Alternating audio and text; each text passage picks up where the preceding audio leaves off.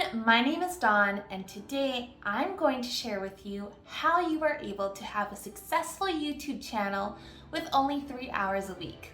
If that's what's interesting to you, keep on watching. So we all make excuses. We have a 9 to 5, we have kids, we have parents, we have school, we have all of these responsibilities that we can't possibly add another task to our lives, which seems to be like a hobby at first. And I hear you. When I was deciding to do my YouTube channel, I was literally finishing my master's thesis. I was also doing 2 or 3 jobs. I was working for Marissa. I was doing literally so many handful of things that I was like, how is this even gonna work? How am I even going to create a YouTube channel? This seems like way out of my comfort zone. It's a whole other learning curve. I don't know about this. And I just made it work.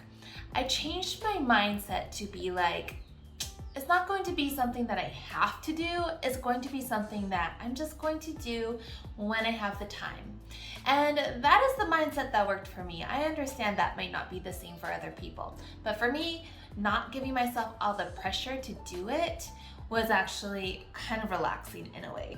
So let's start at the beginning, because I know a lot of you are going to be like, but hey, there's gotta be a lot more hours involved to actually learn how to do things.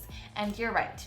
So to give you perspective, I'm gonna tell you a little bit about my history with YouTube before we keep going. So when I started working for Marissa, I actually started as her virtual assistant. So that meant that I was replying to emails, I was doing the odd thing here and there just to help her out. And then she eventually asked me if I could start managing her YouTube channel. And I thought, I don't know anything about YouTube at all. I mean, I'm here to support you, but I don't know if I can support you in that way.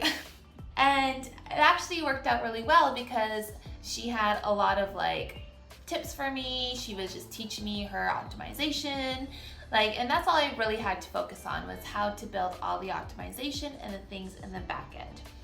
So those are things I learned by doing Marissa's videos on her channel. And so I got accustomed to that for a while. It's been about 2 years since that day. And trust me, that learning curve doing optimization almost broke me at first. And why? Because I am not a very technologically skilled person.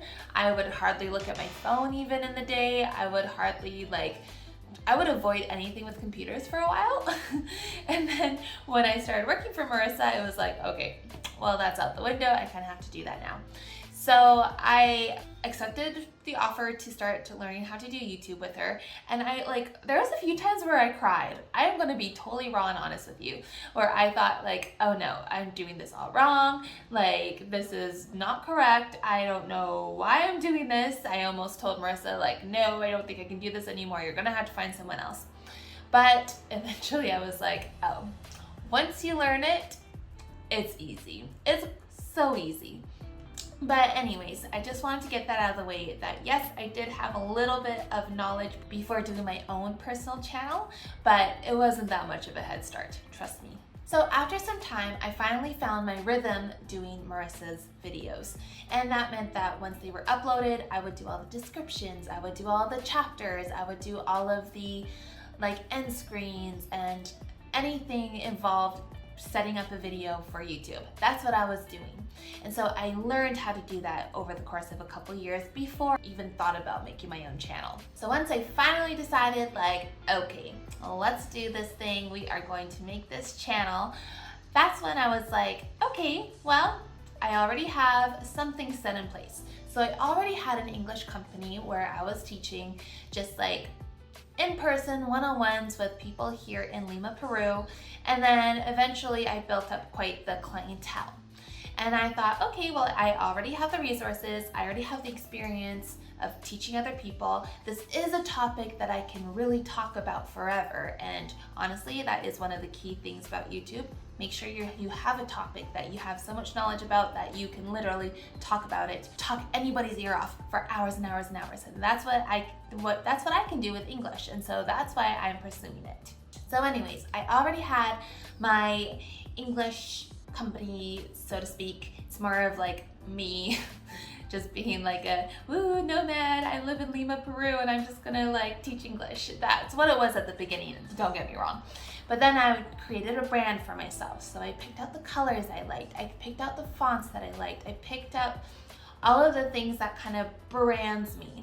And that's a whole topic, it's branding.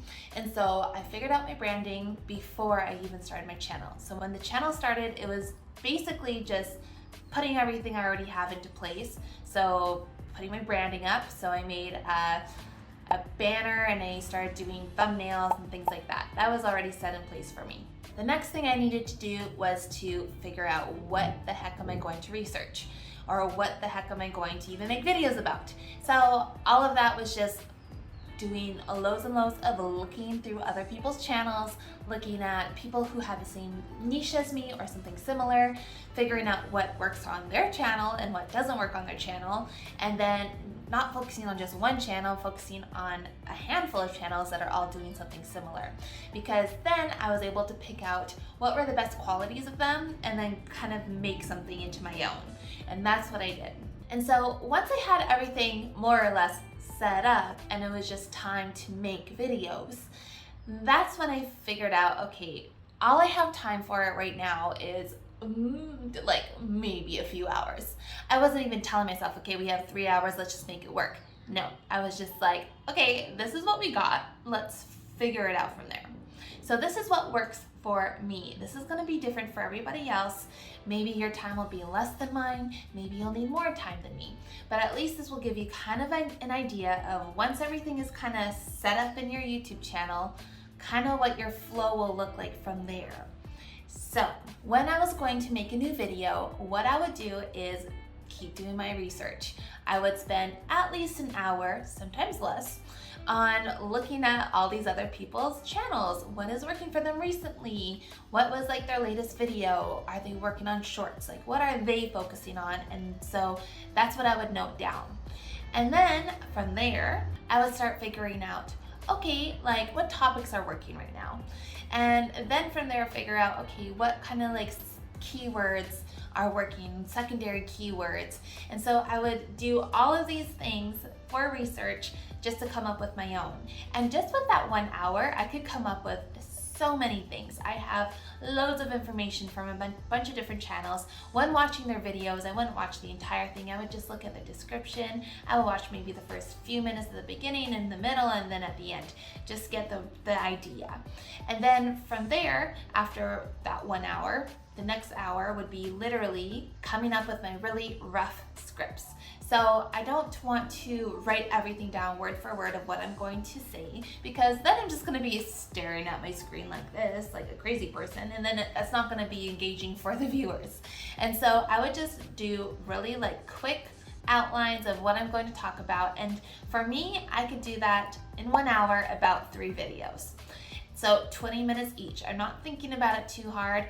In English, it's a really easy niche in the sense that it's a lot of lists.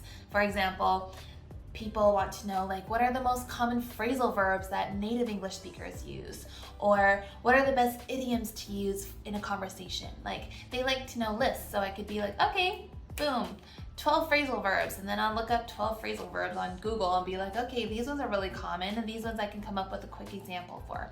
And so for me, that's what I could do for scripting in 1 hour, which is about 3 videos, 2 or 3 depending, and then I'll have the script ready. And so if you are interested in wanting to create your own YouTube channel, but you need some extra help with it, definitely consider checking out our free blueprint, which is all about kind of where to start. If you have no idea where to go, then we're just going to leave a link in the description, and it's going to be the free downloadable blueprint for you. And then the next part would be filming. And so here is one secret that not all YouTubers will admit to, but not all YouTubers just make 1 video per day. It's not true, it's a lie. What they do, what a lot of them do, is make 2 or 3 all batched together in one go. And so that's what I did. So after I had my really rough scripts that I made within an hour, then I would sit down in front of my camera. Actually, this one that is my phone with my ring light attached to it, and I would just sit down and just kind of like word vomit in a lot of ways. I would just talk my face off about these topics that I have and these scripts, making sure I had the rough idea that there is structure in the videos. But if I made a mistake, I was like, I don't care, I'm just gonna keep going. And so I'd spend at least an hour or an hour and a half to make 3 videos. That's it. I wouldn't think too hard about it. I never came up with examples before I shot the videos. I would literally just come up with examples on the spot, because in English you need lots of examples. So for every single phrasal verb or for every single idiom that I would come up with, I would just come up with an example right on the spot. And so that's the idea, is that you don't want to be focusing so much on what you should be saying. Just be able to talk naturally and freely. If you make mistakes, that's cool, that's great. Editing is your best friend, because you can quickly take out those little hiccups or those like random sneezes or like random construction noises around you that happens to me all the time in a blink of an eye. And so it's as if they were never there. And so that's the other thing I would do, is I would just talk all in one go, boom, go for editing. Now, you're probably thinking, okay, your 3 hours are up, like where the heck is the editing part? So, I don't do editing. I do not like editing. I do not have the time for it. I just don't want to be honest. And so for me, it's not gonna work. However, through the Subscribers to Sales membership, which is an incredible membership that Marissa Romero has created, and I am one of the YouTube coaches in it. And basically, when you're a member in our membership, you actually have access to our editors who will edit your videos. And there is a very small cost to it, but it's, trust me, nothing compared to any other editor for one single video. And so that is what my trick is.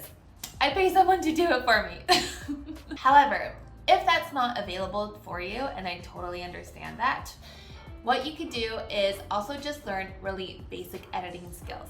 You don't have to learn how to do like anything crazy. Don't focus on like anything that's too like jumpy or like too like out there, especially when you're just learning. The first thing I would do when you're learning editing is just learn to cut out all of those hiccups and random sneezes. And then just find like some nice music that will not overpower your voice, but just be a little bit quiet. And that's all you need to start with, honestly. That will just take you another maybe hour or so to do before it's ready to go up to your channel. So don't worry about how I do it. If that works for you, awesome. And if not, there's some quick editing tools that you can learn and use, and they do not have to be fancy. Do not try to go for perfectionism. Just go for, okay, this works. All right, so where are we in the time frame? So I already have my about an hour for research, about an hour, sometimes less, for scripting, about an hour for actually doing like the video and filming part. And that is what I can do within maybe like 3 hours on a Sunday afternoon. And then once the videos are returned to me, maybe the following week, or maybe if there's time that week, then I'll just start uploading them. And uploading them, all you have to do is just kind of understand the SEO or the optimization for it, which again, I already learned because I have done it for Marissa's videos for a long time. However, once you have the hang of it, trust me, you can do it in less than like 20, 15 minutes, especially for a brand new channel. You don't have to do anything too fancy with it. And so that's what I would do. I just upload and schedule them, have everything ready to go. That would take maybe 20 minutes for all 3 videos, sometimes less. And so that's what I would do. So if I were to do all of that in a week, which isn't always likely, then that would just be 3.5 hours. But sometimes I'll spread out my videos. So maybe I'll have like 2 per week, or maybe I'll just do 1 a week. And so in that case, in that sense, then it does average out to be only 3 hours of my time per week that I can focus on. And then the beauty about YouTube is that the videos are always there. You'll never go down in views because the views are always going to go up. And so that's the amazing part of it. I hadn't even posted a video in a few weeks, and I still have subscribers coming, and I haven't done anything. And so that is the beauty of YouTube. And so again, if you are trying to make a YouTube channel for yourself, Do not be afraid of the time-consuming nature of it, because honestly, it doesn't take that much time. If you already have the perfect niche for yourself, then honestly, it's only gonna take you a few hours of your time per week. So if you can make that time, it's gonna be worth it. All right, and I just wanna finish off with some takeaways for you in this video. And the first one is gonna be just push through the learning curve. It's gonna feel like a lot. Trust me, once you learn it, it's gonna be simple. And that's with anything. Anytime you've started a new job, anytime that you've had to learn something in school, there is always that moment where you're like lost and you're like, I don't know how to do this. But trust me, that goes away quickly the more you practice doing it. It will go away. So push through that learning curve. The next thing, don't ever try to make anything perfect. It's never gonna be perfect the first time around, and you'll always be able to change it later. And so do not worry about it. If you ever wanna make yourself feel better, go to your favorite YouTubers' videos and go to their very first video. I bet you it's gonna be like, what the heck were they doing? That's gonna be the feeling of it, because honestly, everybody starts like that. So go ahead, find your favorite YouTuber, watch their first video, and realize that nothing ever has to be perfect to be successful. Next thing, use outsourcing if that's available for you. I use the editors from the Subscribers to Sales membership. If that's what interests you, again, check out that blueprint down below. But don't be afraid to outsource if that's available for you. And if it's not, then learning just basic skills for especially like editing or designing, it's gonna take you a long way, and it doesn't take like so much knowledge to do it. One of the last things is to really make sure that your niche is something that you can talk about for a long time, because that is something that's gonna encourage you to make videos and get excited to make videos, and that you'll never run out of ideas because it's a topic that you love to talk about. And last but not least, really make sure that you create a routine for yourself, because my routine may not be the same as your routine, but just know that in any amount of time that you have, it can fit in your schedule. You just have to make the gaps for it. We're not asking you to take out 10 or 20 hours out of your week. Absolutely not, that's ridiculous. But it is possible to do it in less than 10, that's for sure. All right, and that is all for today. And so if you are interested in learning about how you can jumpstart your YouTube channel from day one and get up to 600 subscribers or more like I did, then check out the last video over here.